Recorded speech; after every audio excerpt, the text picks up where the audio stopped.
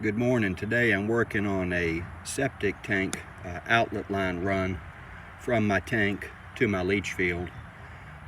Replacing some things here with some Charlotte Schedule 40 4-inch pipe.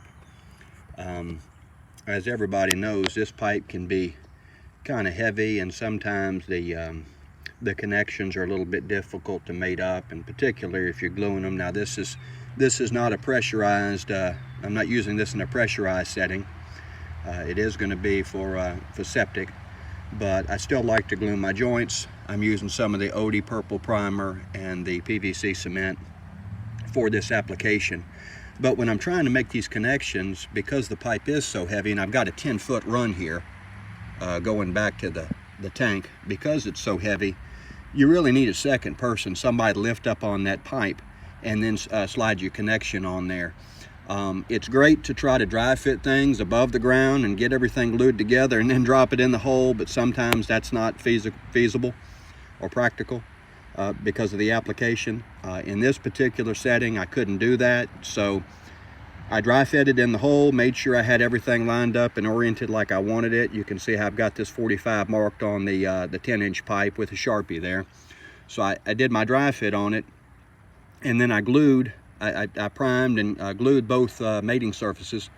But I was just having a lot of difficulty lifting up on that 10-foot pipe and then trying to use my left hand to snug on the 45. So because I didn't have anybody to help me, and that happens on some of the jobs I do, I went ahead and I took a length of rope here, and it's held up by this sandbag here. I've got a knot at the end for added security so it doesn't slip on me.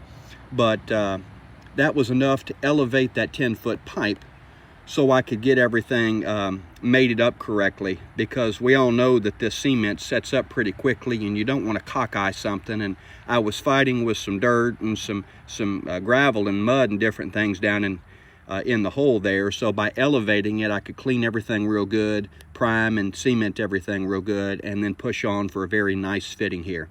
Tried to do it down in the hole before, and I've had some difficulty with it. So if you don't have a second person helping you with the job, get you a length of rope like this and put a weight or a sandbag or whatever you have up top so that you can keep that 10-foot pipe elevated and not have to fool with that when you're trying to push on your connection. Now when I want to lower it back down, since I don't have another pipe going yet, I can go ahead and slide it off this way, or alternatively I could just undo my knot here and then just pull up one strand of it, and the pipe would fall in the hole. So you got a lot of things you're doing at this point. You know, I've got my level out. I'm making sure that I've got a good slope or grade so that the effluent is is not backflowing, that it's flowing in the correct direction. So a lot of things going on, but it just helps to have that extra set of hands or something that helps you with the job. So I highly encourage you, if you don't have a second person, get you a length of rope or get something that you can elevate that pipe with, and then back it out once you make your connection and everything's glued up nicely.